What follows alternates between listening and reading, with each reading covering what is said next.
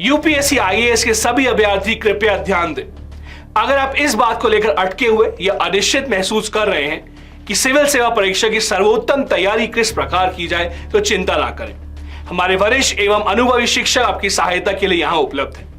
20 जनवरी को शाम 7:30 बजे आस्क अस एनीथिंग लाइव सत्र में शामिल हो, जहां आप अपने सभी प्रश्न पूछ सकते हैं और तुरंत समाधान प्राप्त कर सकते हैं।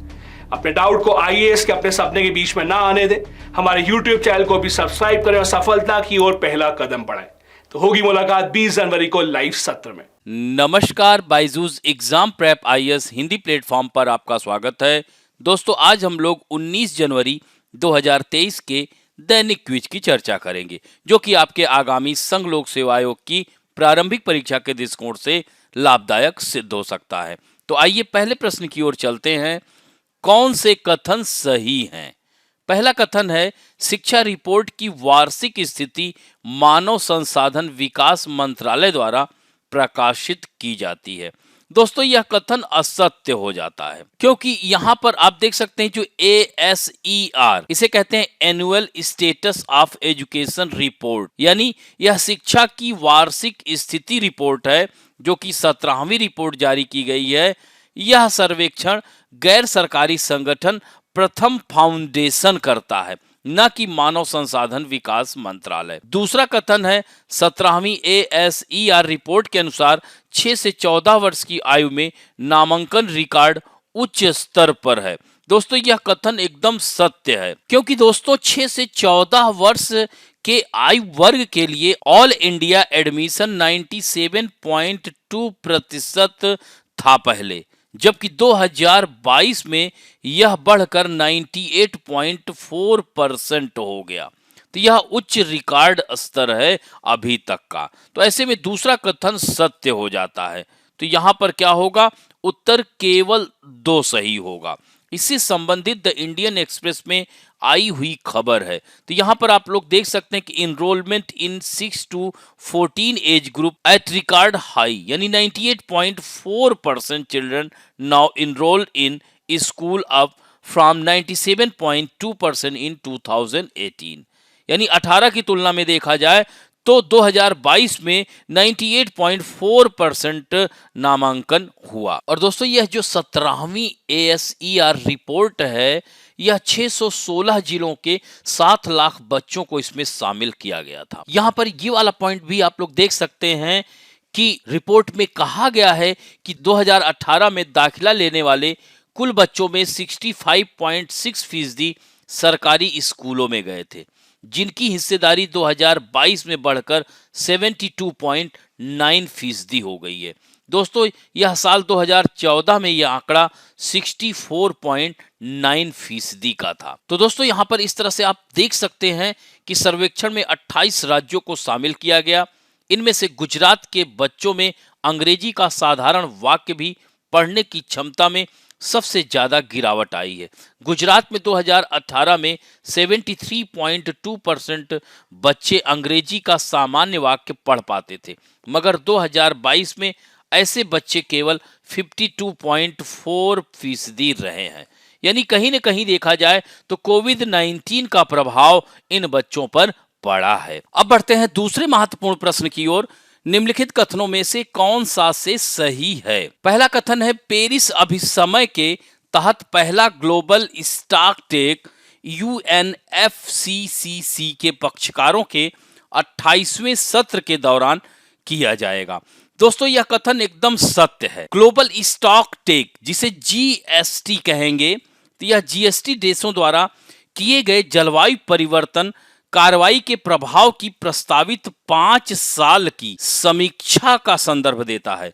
यानी पेरिस समझौते के तहत प्रत्येक देश को हर 5 साल में एक जलवायु कार्रवाई योजना प्रस्तुत करनी होती है। पेरिस समझौते के तहत पहला ग्लोबल स्टॉक टेक 2023 में, यानी 28वें सत्र में होगा। तो ऐसे में पहला कथन सत्य हो जाता है। दोस्तों, यह ग्लोबल स्टॉक टेक दुनिया को यह निर्धारित करने में मदद करेगा कि इसे और अधिक करने की आवश्यकता है या नहीं। दोस्तों, GST के लिए भारत की 10 साल की अवधि की मांग है, जबकि यूरोपीय संघ और अन्य ने 5 साल के चक्र की मांग की है। तो इस तरह से यहां पर देख सकते हैं पहला कथन सत्य है।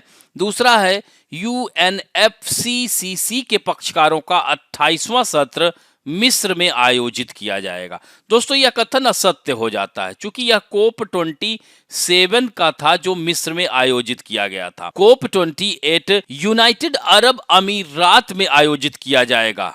28वें सत्र की अध्यक्षता यूनाइटेड अरब अमीरात कर रहा है। दोस्तों यूएई होगा, तो अतः दूसरा कथन असत्य हो जाता है। तो केवल एक सही, अतः उत्तर ए होगा। तो दोस्तों इससे संबंधित द इंडियन एक्सप्रेस में आई हुई खबर है प्रो क्लाइमेट प्रो ग्रोथ। तो यहां पर आप लोग देख सकते हैं कि यूनाइटेड अरब अमीरात कोप 28 की अध्यक्षता करेगा। मैंग्रोव अलायंस फॉर क्लाइमेट की स्थापना करके यूनाइटेड अरब अमीरात ग्लोबल वार्मिंग को रोकने में मैंग्रोव की भूमिका पर दुनिया भर में जागरूकता फैलाने के लिए इंडोनेशिया के साथ वह मिलकर कार्य कर रहा है। तो इस तरह से सतत विकास में तेजी लाने के लिए यूएई की वैश्विक पहल के रूप में अबू धाबी सस्टेनेबिलिटी वीक वैश्विक हितधारकों और निर्णयकर्ताओं के बीच व्यवहारिक, जलवायु अनुकूल और विकास समर्थक समाधानों पर शून्य भविष्य के लिए प्रभावशाली संवाद को सक्षम करेगा। तो दोस्तों इस समय वहां पर अबू धाबी सस्टेनेबिलिटी वीक चल रहा है 2023 और इन सभी की निगाहें 28वें पार्टियों के सम्मेलन के यूएई की अध्यक्षता से पहले प्रमुख सतत विकास प्राथमिकताओं पर है। तो यह बहुत ही महत्वपूर्ण लेख आया हुआ है, इसे जरूर देखेंगे। अब बढ़ते हैं तीसरे महत्वपूर्ण प्रश्न की ओर। एक तरफ दिया है हमारे बल और अंतरराष्ट्रीय सीमा को कौन कौन से संगठन कवर करते हैं, जैसे बीएसएफ है, बॉर्डर सिक्योरिटी फोर्स जिसे कहते हैं, जिसे दोस्तों कहेंगे सीमा सुरक्षा बल। तो यह जो है भारत का एक प्रमुख अर्ध सैनिक बल है एवं विश्व का सबसे बड़ा सीमा रक्षक बल है। दोस्तों इसकी स्थापना 1965 में की गई थी। तो यहां पर आप लोग देख सकते हैं इससे संबंधित खबर आई हुई है कि बीएसएफ सी चाइनीज पिस्टल ड्रॉट बाय पाक ड्रोन। यहां पर आप देख सकते हैं कि बीएसएफ की बड़ी कार्रवाई है, तो यहां पर यह पहला सही है। इसी तरह से आईटीबीपी, तो इसको कहेंगे इंडो तिब्बतन बॉर्डर पुलिस। इसका फाउंडेशन 1962 में किया गया था। तो यह इंडो तिब्बत सीमा की चीन के तिब्बत स्वायत्त क्षेत्र से रक्षा हेतु की गई थी। तो दोस्तों यह दूसरा भी सुमेलित है।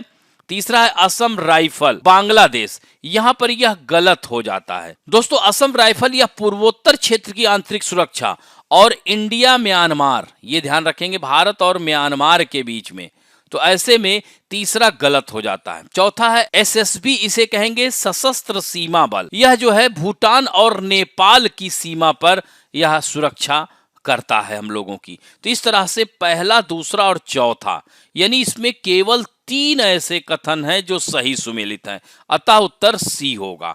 तो यहां पर आप देख सकते हैं इससे संबंधित भी इंडियन एक्सप्रेस में आई हुई खबर है। अब बढ़ते हैं चौथे प्रश्न की ओर। निम्नलिखित कथनों पर विचार कीजिए। पहला कथन है राज्य चुनाव आयोग राज्य विधानसभा चुनावों की तिथियों की घोषणा करते हैं।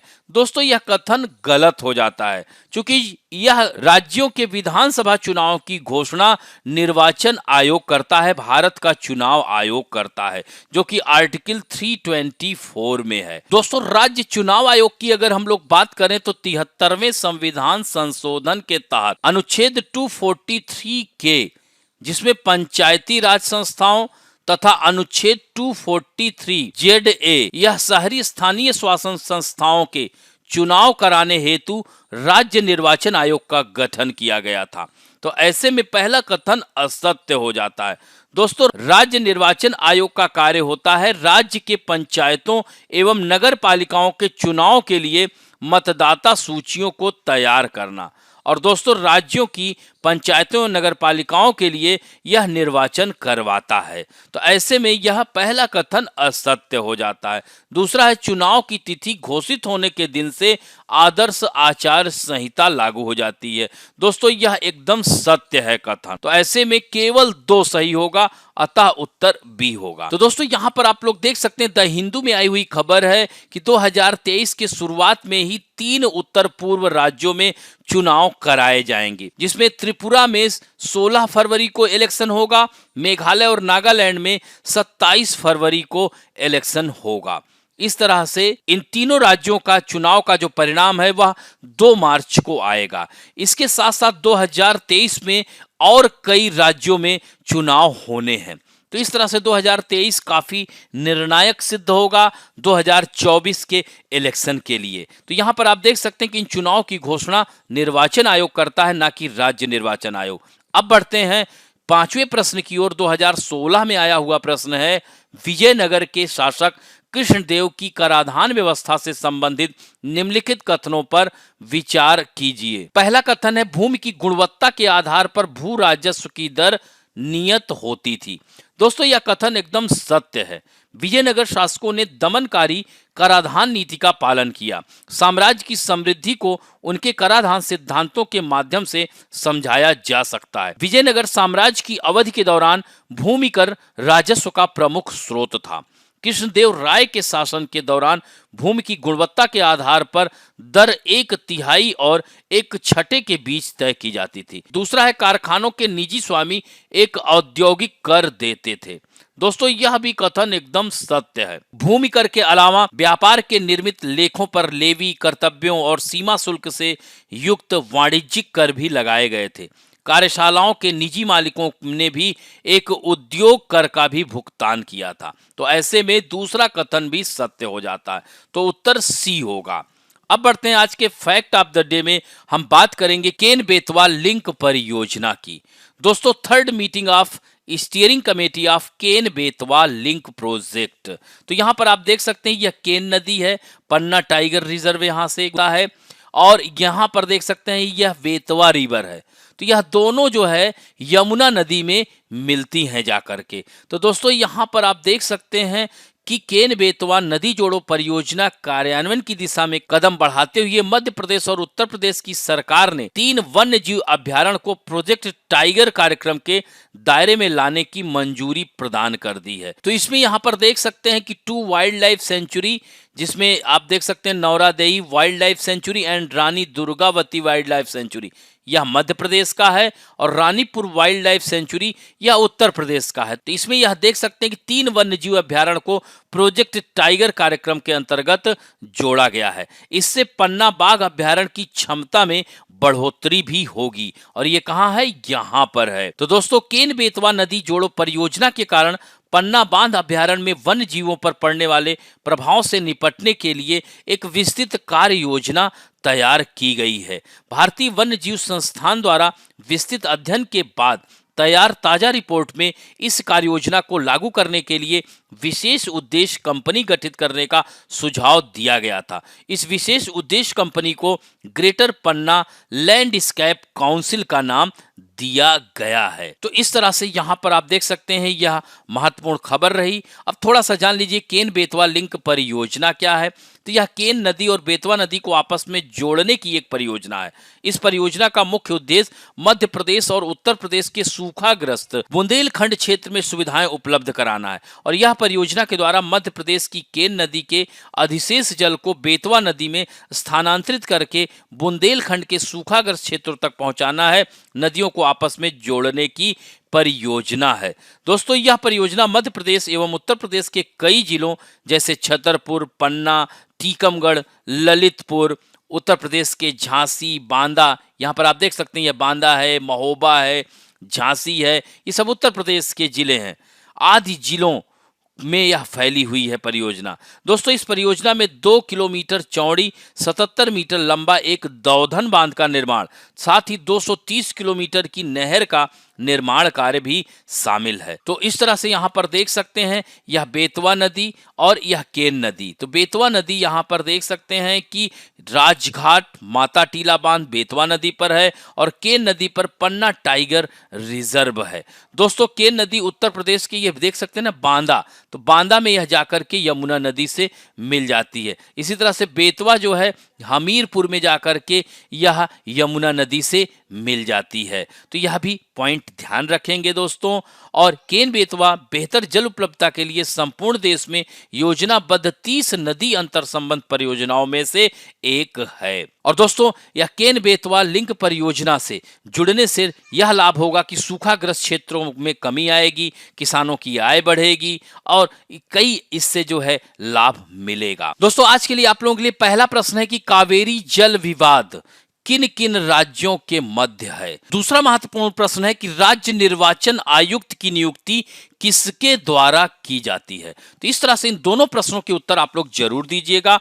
आशा करता हूं कि आज का ये वीडियो आप लोगों को अच्छा लगेगा। यदि अच्छा लगे तो प्लीज लाइक, शेयर, सब्सक्राइब और बेल आइकन दबाना ना भूलें। धन्यवाद।